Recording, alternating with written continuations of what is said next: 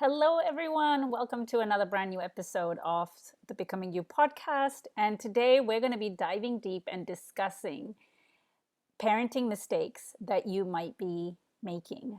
One of the common issues that most of my clients come to me with is their relationship with their kids. They love their kids deeply, but they're really concerned that their kids and themselves, they are kind of nagging one another. There is mutual disrespect. They don't know how to communicate clearly. And there's just a lot of frustration and disappointment in both people's, like when I say people, the child and the parent relationship. And each one feels like the other one is not listening to me. I'm not being respected. I'm not being valued. So I wanted to talk about what could potentially be leading to these fractures in our most beloved relationships, right? We love our kids deeply, and it's one of the most precious, valuable relationship that we want to savor, and we want it to flourish, but unfortunately, it's one of the ones that we struggle the most. So the number one parenting mistake, I have about 7 or 8 to share with you today. So the first mistake is, are you raising your kids like how your parents raised you? Right? That is a number one mistake, because the world that we grew up in as children and the world that our kids are growing up in is very, very different. So the mistake you might be making is you're raising your kids like how your parents raised you, because that world no longer exists. So we need to adapt our parenting style, right? In those days, if you were like me and grew up in like a traditional South Asian setting, your parents told you what needed to be done, and it was a sign of respect for you not to question it, not to speak back, and you would just get your head down and do it, right? Even if you disagreed, or even if you wanted to express a different opinion. Like, it wasn't safe to do that. It wasn't welcome. It wasn't wanted. And that's the world we lived in. And now we expect our kids to do the same, because that's how we were brought up, without taking into consideration what is the environment that we live in today, what's the world that they live in today. And today they are exposed to so much technology. We live in a world where they're exposed to so much like nuances and challenges, right? Like Black Lives Matter, they have access to the internet. I mean, the world is so radically different to the one that we grew up. Like, our parents could shelter us from those things. But in today's world, like, there's no sheltering our kids, right? Because they have access to information everywhere. And like, schooling wise, they're also taught to think differently. Today, the schooling is very different, where kids are encouraged to think critically. Kids are encouraged to challenge the status quo. And that's what they're being rewarded for. Whereas when we were brought up, that was not what was encouraged at all. So trying to implement old school parenting principles might be one of the reasons why you're constantly like at tension and at conflict with your kids. All right, reason number 2. You are really, really hard on yourself and set extremely high expectations for yourself, and you expect your kids to adhere to those same standards, which isn't fair, right? So raise your hand. I know I can't see you, but raise your hand if you are someone who is quite critical of everything that you do, and you are also critical of everything that others do, right? When you are a perfectionist, an overachiever, and a doer, like, expectations are high, we're ambitious, our standards are high, and we assume that everyone should operate in that way. There's very little room for mistakes, and we drive ourselves really, really hard. And so we expect our kids to adopt the same mentality when they might not necessarily be programmed that way, right? We want our kids to strive and achieve, but we don't want their entire self-worth and self-esteem to be tied to their achievements. That's really dangerous and a downward spiral. And that's the spiral that most of us are caught in, and we're trying to work our way out of it. So it's good to push our kids and challenge them, but don't expect them, or don't be hard on them as hard as you are on yourself, right? And a lot of the ways we parent, how we parent is a reflection of how we treat ourselves, right? So ask yourself, am I incredibly critical of my kids? And if the answer is yes, and you're saying, well, that's just because I want them to achieve and strive and work harder, then reflect that back on yourself and say, do I do that to myself, where I drive myself and, anything I do isn't good enough? I'm not ever satisfied with my output or my results, right? Is that how you treat yourself? And are you happy, right? Is that getting you the results you want in life? Is that building up your confidence? I'm going to take a big guess and say no. Like when you work really hard and achieve something, like it still doesn't hit that spot that you want it to hit, right? It still doesn't feel as good as you thought it was going to feel. Well, why is that? Well, it's because you're always really, really hard on yourself and you don't meet your own expectations. And so you pass that same mentality onto your kids and you treat them with that same kind of measuring stick.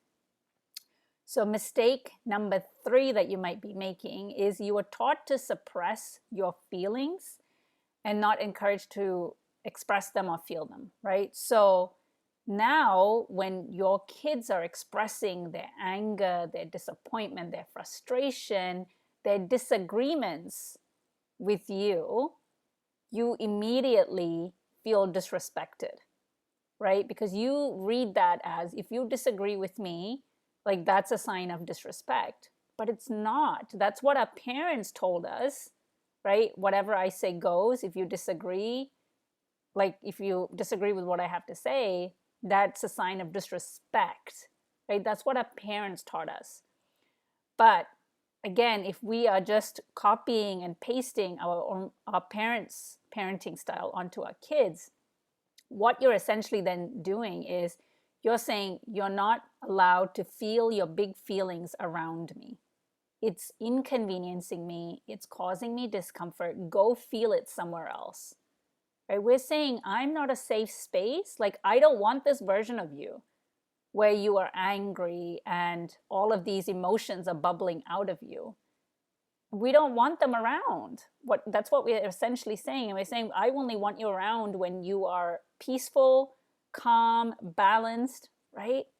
We've got to remember, our kids, up until like in their late teens, early 20s, the frontal lobe, where we process information and we have the ability to respond, right? Not just react. That doesn't get fully developed until much, much, much later in life.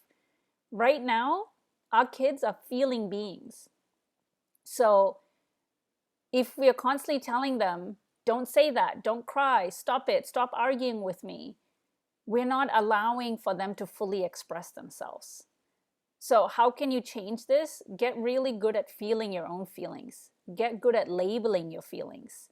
Get really intimate and close with your own feelings from any given moment, right? When you're having a bad day and everything seems to get on your nerves and it's getting under your skin, ask yourself, like, why am I so on edge today? If you just slow down enough and ask that question, you're going to get some answers. Okay? And then just honor those feelings. Let yourself feel it instead of trying to fix it. You're allowed to not be in a good mood. You're allowed to be cranky. You're allowed to feel on edge. You're allowed to feel anxious. You're allowed to feel every feeling. Where we get into trouble is when we when we judge the feelings and we tell ourselves, I shouldn't be feeling this way. I don't want to be feeling this way. And we try to patch it up and run away from the feelings, right? So the more comfortable you get with feeling and expressing your own feelings, then the less problematic it will be to allow your own kids to express their feelings. So for instance, when, my youngest, my 8-year-old, feels anger and rage intensely. And when we first started going through this, I didn't know how to handle it. And I would just keep telling him to calm down, right? And who wants to hear calm down when you're really, really upset? So now what we do instead is tell him, I observe and I tell him, I can see that you're really upset. You're disappointed because you heard a no, and that's making you really, really angry, and you're allowed to be angry. But I need you to express that anger in a safe way. And I give him some suggestions, like go to your room, listen to your music, go scream into a pillow, like punch a pillow, right? Or go out into the garden, like he loves digging, go dig. He likes to paint, so go paint. It takes a little bit of coaxing for him to pick up one of those techniques and run with it. But what I don't do now is tell him to stop being angry and calm down, because that is emotion that's being built up. And me telling him to calm down that's me telling him suppress that emotion, like push it down, don't let it out. But we all need to be able to let out our feelings without hurting other people. And we all need coping strategies to do that. So review your own parenting style and ask yourself, do I allow for my kids to express their feelings and opinions and provide a safe space without always having to be the one who's right, without having to be the authoritarian, right? We love being right. Our parents loved being right. Nobody likes to admit they're wrong. But our kids are actually wise beyond their years. Yes, we might have more life experience, but our kids are deeply, deeply intuitive, and they actually know what's right and wrong if we just allowed them the space to figure it out for themselves without us telling them how to feel and what not to feel. The next mistake that you might be making is telling your kids in subtle ways that who they are needs to be changed, right?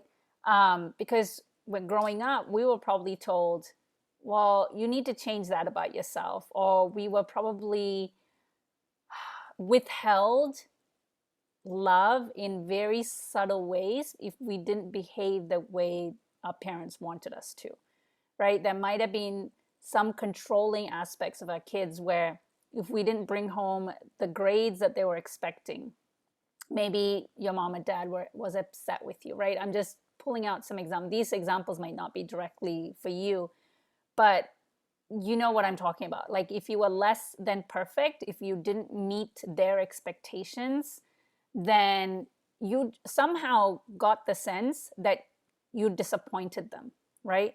So you then read that as, who I am isn't good enough. I need to try harder. I need to be more capable. I need to be more organized. I need to be quieter. I need to be smaller, right? Whatever it was, as kids, we would have processed that. And so the summary of all of that is, who I am is not good enough, right? I'm not worthy and I'm not deserving because I'm not good enough. And so today, we don't mean to. Our parents were doing the best that they knew how to give us the best life. They wanted to set us up for success. But when they told us, like, you need to change this and that to be where you want to be, it basically sent this message of who you are isn't enough, right? So when we then do the same thing to our kids, like we want them to be successful, we want them to have the best life and the best opportunities. So out of love, we are constantly editing them. Don't wear that. Like I do this with my kids. I try to edit their fashion style because I feel like it's too casual, and I'm someone who loves fashion and being put together and looking crisp and sharp. And fashion, I love. I have a passion for fashion. That rhymes. So when my kids and I ask them to get dressed to go out somewhere, we have quite a few arguments, especially with my youngest, because he will wear forever sweats and a t-shirt wherever he goes. He doesn't give a rat's ass about looking smart at all. That's my thing. So when we get into fights, I'm constantly asking him to dress better, dress smarter, and inevitably I'm sending the message that how you dress like will get you noticed, right? I don't know whether that's right or wrong, but there are some battles that I'll pick and some I won't. So depending on the event, like if it's a wedding reception, then of course I'm going to put my foot down and at least get him to wear pants and a shirt, right? But if it's somewhere else where it doesn't matter, like if you're going to Target and he looks like a wreck, like I'll just let it go. right? I don't want my kids to think that who they are, exactly as they are, with all of what I believe are their flaws, that they are perfect just the way they are, right? So I'm very mindful of whether I'm criticizing them, or usually I'll ask, like, are you open to feedback? Can I give you some feedback? I do ask for permission. I am by no means perfect, but I have improved a lot in holding back my tongue, in criticizing them in all the little ways. Like every time we criticize someone and we think we're doing it to help them change and improve, we are slowly causing their wholeness to be fractured, right?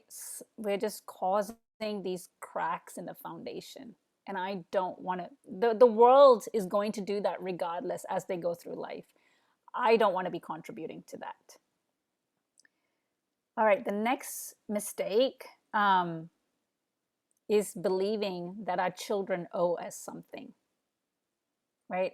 I think we don't own our children, and we might have been brought up to believe that we owed our parents something, right? Like their reputation, the family reputation, the family name. I owe them, right? They've given me so much. They have loved me. They have given me shelter. They've fed me. So this is the least that I can do for them. They owe me, right? That kind of thinking. So again, we might be having that same mentality with our kids.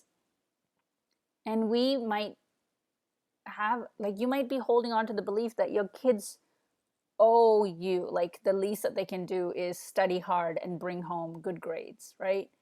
We want our kids to study and achieve because they know that that's for them. Like, this is going to help me later in life. This is going to give me great opportunities later in life. We want that to be an intrinsic striving.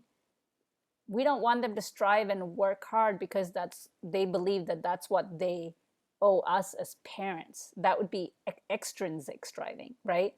And extrinsic striving will work for maybe even long term, but again, it's going to erode your sense of self when we are always achieving to, like, in order to be exchanged for love and respect and attention and validation from our parents. So our kids don't owe us good grades. They don't. They need to work hard for themselves. So the next mistake is when your kids are relaxing and what we might call wasting away the day, that really gets under our skin and we start nagging them about make yourself useful, right? When our children aren't being productive or useful or just doing something, right? Constantly being productive and focused on doing something, it can really upset you because we believe that doing nothing, like we believe that we owe time. Time controls us. As adults, we are run by time and fear of time running out. And we tie our sense of worth with how much we get done in a day and how productive we are. That's how we have been trained to think about our usefulness. The more you do, the more value you provide, the more useful we are. We forget that we are inherently worthy no matter how lazy or productive we are, right? We are productive, hopefully, because it gives us meaning and fulfillment, not to prove our worth. You are inherently worthy, no matter how much output you put out into this world. So when your children are being, quote unquote, lazy, we start to nag them. Be useful, like you're going to waste away. This is not going to get you anywhere. Right? And we start nagging them about cleaning the room and we start finding chores. And it's important for kids to do chores, right? But not from a place of fear that they're going to be lazy and unproductive. That is a reflection of our own fear and of how time controls us. So get them to do chores because they're part of the family and that's a responsibility. And again, it's going to help them later in life to learn these life skills. Incentivize them, encourage them, thank them for doing chores. Don't take it for granted, right? Like my kids, they have to empty the dishwasher. They don't like it, but I remind them, hey, you're part of this family, and that means pitching in and doing things that maybe you don't enjoy. And when they've done the dishwasher, I don't take it for granted. I thank them. I say, good job. Thank you so much for getting that done today. Right? It's that small bit of appreciation goes a long way. And so now, when my kids are resting and doing nothing, I remind myself that rest does not need to be earned. Right? How many of you listening to this only allow yourself to rest or feel good about resting when your to-do list is done, or you feel like I've done a lot today, then you feel good about resting? God forbid you want to rest for no reason. You're not sick, you have a full to-do list, but your heart's not into it today. I bet you don't give yourself permission to ever just take a day off for no good reason. Right? Because we are so attached to productivity, and because productivity makes us feel worthy. So if you and your kids get into a fight often about chores, reflect on, is it because it irks me when they waste time because of my own relationship with time? As you start to heal your relationship with time, you stop being so hard on your kids about them managing their time. So the next mistake you might be making is you would do anything for your kids except letting them be themselves. Woo, that one is a sensitive one. You would do anything for your kids except let them be themselves. You see, when we have kids, we have certain ideas and dreams for how our kids are going to turn out.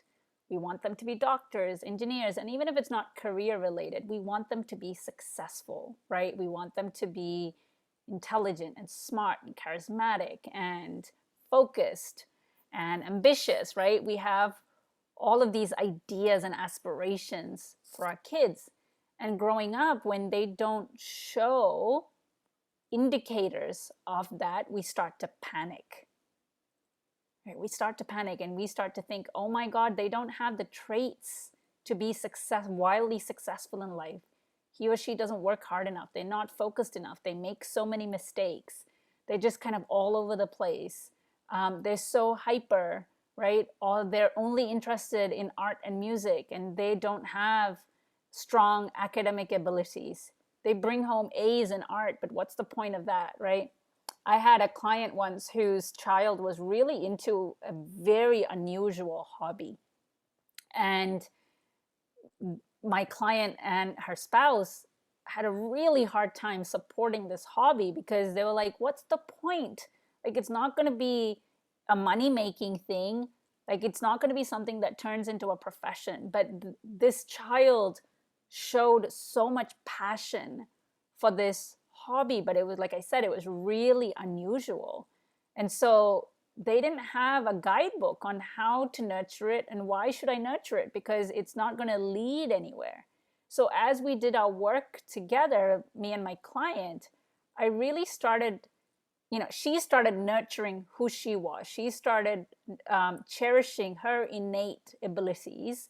She started seeing her wholeness, right? That who she is already more than enough, that there was nothing lacking in her. She started realizing that. So when she started doing that, she started to see her child in all of his wholeness, right? That his hobbies, and it was a gift that he was so drawn to this hobby. And so she started nurturing it. And that then became the bond that brought them closer together. Because when we first started working together, she was really afraid of how distant and how many issues they had in their relationship. But as we started working together, she stopped trying to make him someone else other than what he was, right? They loved him so deeply, but everything he was into and everything he was exhibiting, it didn't feel good enough for them because they were so focused on like what success looked like, which was a very traditional mainstream sense, right? And they were so used to listening to what their parents told them to do and followed all the rules. And she'd been blessed with a child that was a rule breaker, that kind of just did life to the beat of his own drum. And that really scared her, and she didn't know how to nurture that. But as we started working together, she started to realize that we all come in built a certain way. We all have gifts, we all have abilities, and we have passions and interests that might not make sense to anybody else. But as parents, our job isn't to change our kids. Our job is to nurture our kids to become more of who they already are. Let me repeat that. Our job is not to change our kids for them to fit into a mold of who we think they ought to be, but to help excavate their innate talents and gifts and abilities and let them become more of who they are. Right? So are you letting your child be themselves, or are you constantly asking them or telling them that who they are isn't going to get them to be successful, and so they need to change? The final parenting mistake that you might be making is you're not letting your kids fail at anything. Again, because of your own relationship with failure or lack of a relationship with failure and mistakes, because you might think making a mistake or failing at something is like the ultimate embarrassment, right? That's going to show the world that I don't have what it takes, that I'm not good enough if I fail at something. So the risks that you take, the detours that you take in life are not very many. You hold back from trying anything new because you're like, I don't want to let myself fail. Because of your own relationship and fear of failure, we pass that on to our kids, and we don't want them to fail, right? So then we only allow them to do things like that we know they're going to be good at. So start to shift your relationship around failure, around mistakes. What if failure didn't mean that you weren't good enough? Failure meant that you were willing to try new things and learn something from that. What if you started healing your relationship with failure?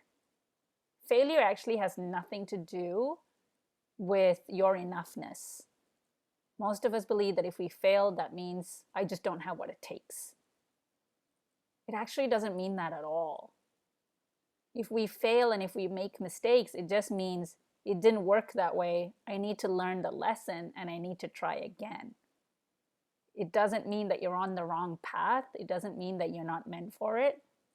It means that you're here to learn lessons and get better and better and better at it.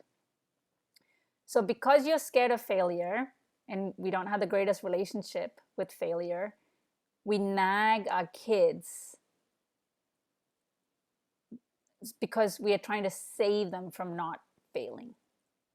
Right? When they want to, like when kids are young, they want to try the craziest stuff. I think I might have shared this on a Facebook post, but like they had the craziest ideas. Like my son wanted to try selling lemonade for $30 a cup, and there's an entire story behind it. And he asked me, he goes, "Mom, do you think I can sell lemonade for $30 a cup?" And I almost told him, like, don't be ridiculous. No one's going to buy lemonade for $30. And then I stopped myself. It's like, who am I to tell him no when he hasn't even tried it?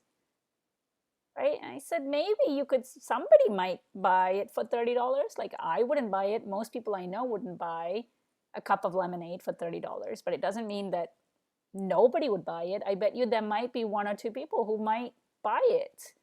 Right? And I said, well, you might need to give people more value for $30 lemonade. Like, what makes your lemonade so special that somebody would pay $30 instead of like $3 for it, right? So it got his brain like churning, and he came up with some actually great ideas. He was like, I could give away a free toy with lemonade, right? So that people would be incentivized to pay. Like if it was a Lego set, they might pay $30 for a cup of lemonade and a Lego set. And he was even more brilliant. He said, well, I would just give away one of the Lego sets that I already have. Like I wouldn't go buy some new ones, right? So I shared this on Facebook post, and I kid you not, somebody actually Venmo'd him $30 just for the idea of thinking so big. I was stunned. This boy is a master manifester. So it's because I've gotten more comfortable with failing, especially as an entrepreneur. You are screwed if you cannot fail. Like if you're scared of failing, that means you don't want to try new things. And if you don't try new things, you don't know what's going to work in your business and what doesn't. So I've gotten accustomed to failing. It never gets easier. It never gets more comfortable or enjoyable. But I'm used to the feeling of failing, and that's okay because I've stopped making it mean something about me and my abilities and my worth. Failure just means, oh, it didn't work out the way I thought it was going to be. My expectation and the outcome was different. That's it. I stopped making it mean anything about me as a spirit, right? So allow your kids to fail. It's a great thing. Even though you've had more life experience and maybe you know that what they're about to do is not going to end up letting them be successful, that's for them to learn and for you to sit back and watch them fail. That's actually going to empower them. We are disempowering them when we say, don't do that, that's not going to work out. Right? What we're trying to save them from the heartache of failure, but what we're actually doing is really disempowering them, and we end up nagging them, and then we go, I told you so. Right? We make them feel so small when we do those things. We rob them of the opportunity to grow in confidence, because what failure does is it's the failure itself is really important, but then it's what do we do after the failure that builds our self-confidence and self-esteem. When we can brush it off, get back up and do it again and again and again, it builds this loop in our brains, like that failure isn't a bad thing, that I'm actually stronger than the failure, that I can come back and keep trying until I figure it out. That builds so much self-trust and so much self-confidence. So when we tell our kids, and we go, no, don't do that, like you're gonna mess up, like whatever, right? We're telling them we're so scared of failure, and we're preventing them from trying new things, and we're telling them that's not going to lead to success, like stop it. We are disempowering them, which then again leads to friction in our relationship. So I hope you found this episode helpful, and I want to know whether you had any ahas and insights. Which one of these like really landed with you and you realized, oh my gosh, that's something I'm doing that I want to stop. I would love to hear from you. Like message me, DM me on Instagram if you listen to this episode and it really resonated with you. Or you can email me, visa@visalakshi.com, and let me know what you got out of this episode. And finally, if you haven't yet reviewed the podcast, I would love, love, love for you to write a review on Apple Podcast or Google Podcast, because reviews are the currency in the podcasting world. And the more reviews we get, the more people we help, and the more people we get to reach. So thank you so much. Have a wonderful week, and I'll catch you on the next episode.